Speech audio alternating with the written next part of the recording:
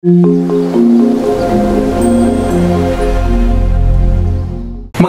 araw guys, ako nga pala si Glenn and welcome back to my channel. Sa mga hindi pa pala nakasubscribe dito sa channel ko, pakiclick nyo po yung subscribe button and hit the notification bell para ma-update po kayo every time na mag-upload ako ng mga bagong videos. In today's video guys, let's talk about one of my favorite skincare line and skincare ingredients as well, the Nature Republic Aloe Vera line. But before we begin guys, disclaimer lang, hindi po ako dermatologist, hindi po ako skincare expert. I-share ko lang po talaga sa inyo yung experience ko dito sa paggamit ko ng mga products na to. And this video is also not sponsored guys, I bought all these products using my own money. Alright guys, so actually, as of today, na finifilm ko tong video na to. So, actually medyo malamig ang panahon kasi pa-Christmas and pa-New Year na. So, bare months, kaya mabilis mag-dry yung skin natin. So, tong product na gagamitin ko ngayon is actually maganda siyang gamitin even sa mga ganitong season guys, na napakalamig ng panahon. Even sa summer guys, dahil nakaka-hydrate nga ng skin itong product na to guys, o itong skincare ingredients na to, maganda siyang gamitin even sa summer or even sa mga winter season. So, tong line na to ng Nature Republic guys, actually hindi ko to sabay-sabay na ginamit, Bumili lang ako ng isang product nila, actually yung kanilang aloe vera gel na very hype noong few years ago, And nung nag-start akong gamitin yun, talagang nakita ko yung effect guys nitong aloe vera line nila, na sabi ko napaka-ganda sa skin. And actually, medyo compatible siya sa akin bilang isang extremely oily and acne-prone skin. So sabi ko guys, nung nakita ko yung effect ng kanilang aloe vera gel, so sabi ko, mas maganda siguro gamitin ko yung entire line nila, para makita ko kung talagang maganda ba talaga sa skin ko tong products. So nag-decide ako guys na bilhin lahat nung products dun sa entire line nila na aloe vera. Then tinest ko siya and actually napakaganda naman nung naging result sa akin itong skincare line na to ng Nature Republic. Yung aloe vera guys, kaya naging isa to sa mga favorite na skincare ingredient ko guys, kasi napaka-versatile nitong ingredient na to guys, aside from being organic guys, marami siyang nagiging benefit sa skin at saka sa hair natin. Ang aloe vera guys is actually very soothing and calming ingredients, nakakatulong siya to hydrate and to moisturize our skin. If you have sunburn guys, so nakakatulong yung kanilang aloe vera gel to heal your skin from skin damage. And meron din siyang antibacterial effect guys. So sa mga merong acne prone skin na katulad ko, actually maganda siya to heal your acne. And dahil nga meron siyang soothing and calming effect guys, even sa mga wounds, madali niyang nai-heal yung mga wounds nyo. And if you have an inflamed skin or if you are suffering from rashes guys, so magandang i-apply itong product na to guys to disinfect and also to suit your skin, since meron nga siyang antibacterial effect. And aside sa mga skincare products, ginagamit din itong aloe vera guys for hair treatment. In fact, maraming mga hair care products guys na merong content ng aloe vera, kasi aloe vera promotes hair growth, and since meron nga siyang antibacterial effect din, so nakakatulong din siya to reduce dandruff and also to repair your scalp. So ang aloe vera guys, meron din siyang antioxidant, may enzymes, may vitamin A, and meron din siyang vitamin C. So without further ado guys, so let's start my review. So sabi ko kanina guys, ang pinakaunang binili ko talaga dito sa skincare line ng Nature Republic na to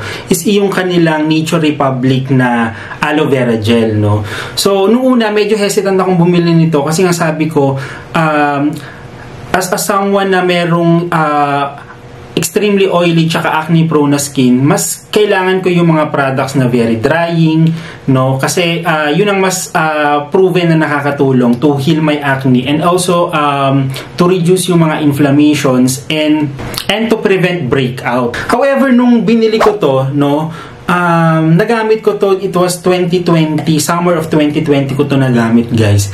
And nung time na yun, meron akong dalawang tigyawat nun dito guys, kasi during that time nag-start kami ng work from home namin, and minsan natutulog ako nun nang hindi ako naghihilamos, hindi ako naliligo. Yun, dahil doon guys, nagkaroon ako ng breakout during that time. So, nung in-apply ko to guys, no, sabi ko parang wala namang masyadong effect akong nakikita nung unang apply ko sa kanya kasi sabi ko nga very hydrating siya tsaka very moisturizing siya sa skin.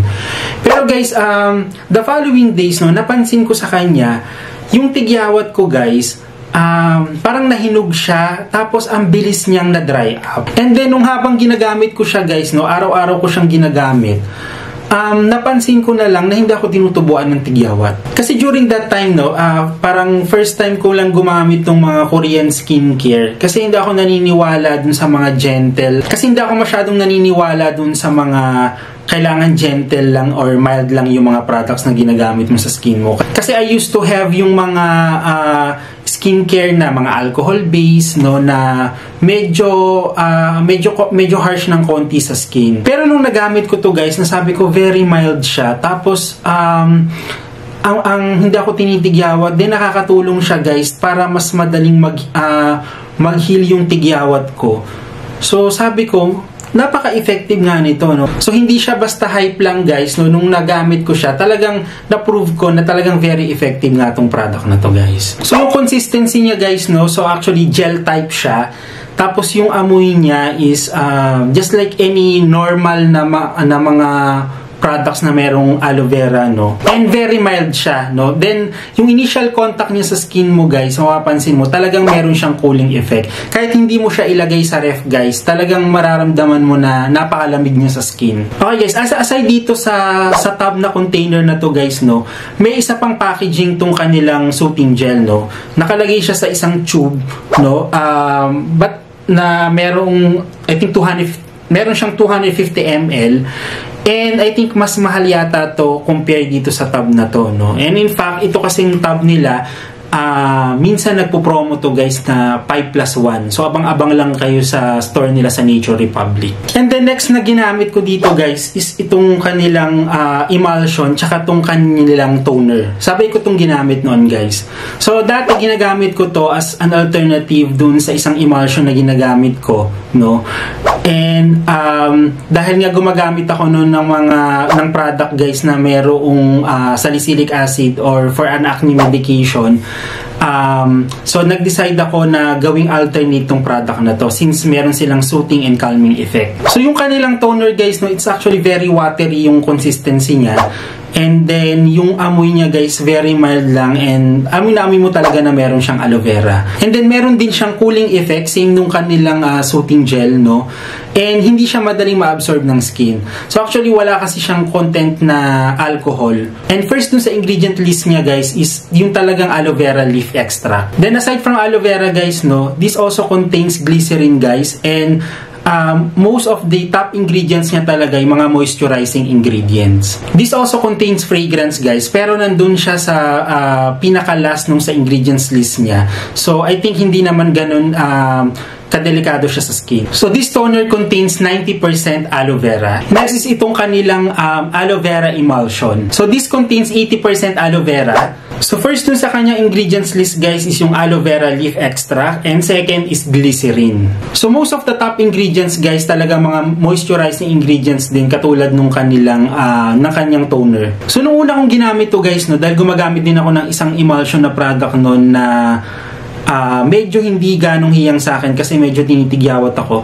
Nung una kong ginamit to, nakakaramdam ako ng parang pangangati sa mukha. Although, hindi naman siya nagtutuloy sa tigyawat, guys. So, hindi ko alam kung dahil dito yon o dahil dun sa isang product, guys, no? Pero nung ginamit ko siya na hiwalay doon sa product na yon, so, nakita ko naman guys na hindi nga talaga siya nakakatigyawat guys, no? And actually very moisturizing yung effect niya sa skin ko. And then next na sabay kong ginamit guys is itong kanilang essence and itong kanilang gel cream. Yung kanilang essence guys, this contains 80% aloe vera. Pero itong essence nila based dun sa consistency niya guys, no, para siyang serum. Hindi siya talaga mukhang essence kasi normally yung essence kasi is medyo watery siya na medyo thicker lang yung consistency. But ito guys, kung titignan mo, nung ginagamit ko siya, para talaga siyang serum. And sa kanilang lahat guys, no, ito actually yung pinakamabango, no? Actually, pare-pares lang naman sila na may scent ng aloe vera, pero iba yung scent nito guys. Mild lang siya, pero napakabango niya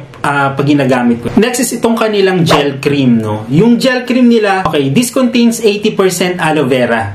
Ang hindi lang maganda dito sa kanilang gel cream, guys, no? Kasi nga hindi nakabox tong mga products na to, guys. So, pag binili mo to, wala siyang kasamang spatula. And siguro this is similar dun sa kanilang soothing gel, guys, no? Kasi kung titignan mo yung consistency niya, ang color niya is actually an off-white gel, and ang initial contact niya sa skin mo, guys, napakabango. And ang initial contact niya sa skin mo, guys, no, napakalamig. May cooling effect din siya katulad ng kanilang soothing gel. And itong emulsion nila, guys, no, once na ina-apply mo to sa skin, hindi siya ganun ka nagiging watery. Kasi normally ang mga emulsion, guys, very cream type siya, na once na ina-apply mo na siya sa skin mo is nagiging water siya, no. But ito, guys, once na ina-apply mo sa skin mo, para lang siyang nagmumukhang lotion, no? Hindi siya very watery compared doon sa mga ibang emulsion na nagamit ko.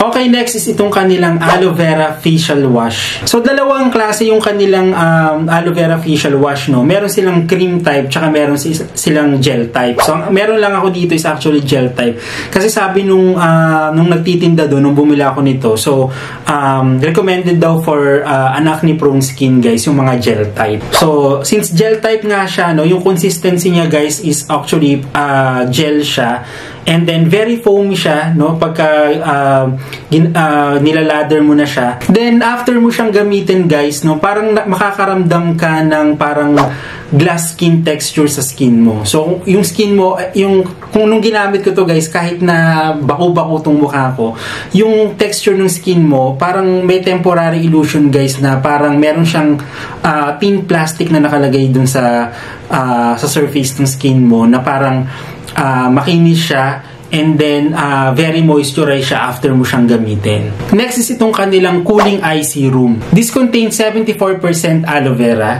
and ang pinaka nagustuhan ko dito, guys, no, meron siyang 3 steel balls, no, na kapag minamassage mo siya dun sa eye area mo, guys, talagang meron siyang cooling effect, and nakaka-relax talaga siya ng skin mo. Tapos pag ginagamit ko to, guys, no, ini-squeeze ko lang siya, no, hanggang sa may lumabas na product. Then yun na, ina-apply ko na siya, tapos minamassage ko na siya. And then mararamdaman mo talaga, dahil nga meron siyang steel balls, guys, mararamdaman mo talaga yung malamig siya dun sa skin mo. Next naman is itong kanilang gel mist, no.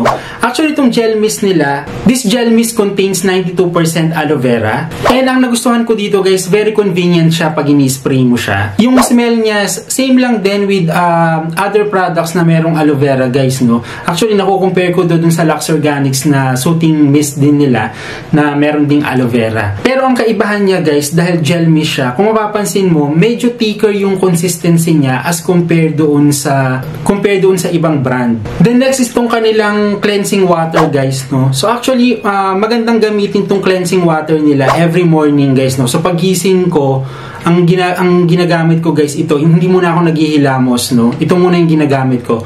Or every time na nanggaling ako sa labas, tapos before pang double cleansing, before ako magwash ng face ko, ito din yung ginagamit ko. So normally, guys, ginagamit to nung mga nagmi-makeup. But since hindi naman ako nagmi-makeup, guys, ginagamit ko pa rin siya for double cleansing. Especially nga kung nanggaling ako sa labas, na-expose ako sa dirt or na-expose ako sa pollution. Or even in the morning, guys, no, na kahit ayoko munang magwash ng face ko, ito muna yung ginagamit ko. And every time na ginagamit ko to, guys, hindi siya drying sa skin, no. In fact, madulas yung skin mo every time na ginagamit ko to. In fact, no, very hydrating siya, no. Napaka-moisturize ng skin mo every time na ginagamit ko to. Next is itong kanilang hydrogel eye patch. So this contains 80% aloe vera. And ang nagustuhan ko dito, guys, no, every time na ginagamit ko siya, talagang meron siyang cooling effect. Pero mild lang yung cooling effect niya. Hindi siya katulad nung mga ibang gel patch, guys, na pagka ginamit mo, alam mo yung makukonfuse ka, hindi mo alam kung cooling effect or burning sensation yung nararamdaman mo. Ito is very mild lang yung cooling effect niya. And maganda yung kapit niya dun sa skin mo, guys, no. Ito yung pag ginamit mo, guys, kahit na bumalik-baliktad kang ganun, guys, hindi siya basta-basta dumudulas sa skin mo. Tapos clear yung color niya, guys, no. And ingat lang kayo, guys, kasi maraming mga fake products na nasa market na ginagaya tong kanilang eye patch, guys. But madidistinguish mo naman kung ano yung legit o yung original dun sa talagang fake, no? Sa price pa lang, kasi nakabili din ako nung isang fake nun, guys, worth 85 pesos lang, no? Ito kasi guys, medyo mahal yung price niya. So, ingat lang kayo. So, ito guys, bihira kasi ito na naka-display dun sa physical store ng Nature Republic, no? So, meron akong nakikita na mga individual pack din nito, guys. Kaya lang medyo mas mapapamahal ka. Parang mas maganda talagang bumili ng isang tub na ganito. Tapos, ang maganda sa kanya, guys, is meron siyang spatula. So, when it comes to availability, guys, tong Nature Republic aloe vera line is available sa mga physical stores nila. Available din to sa Lazada and available din sa Shopee.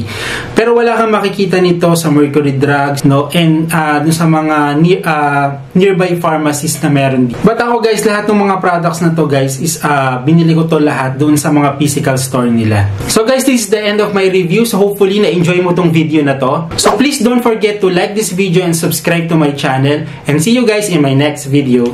Bye-bye!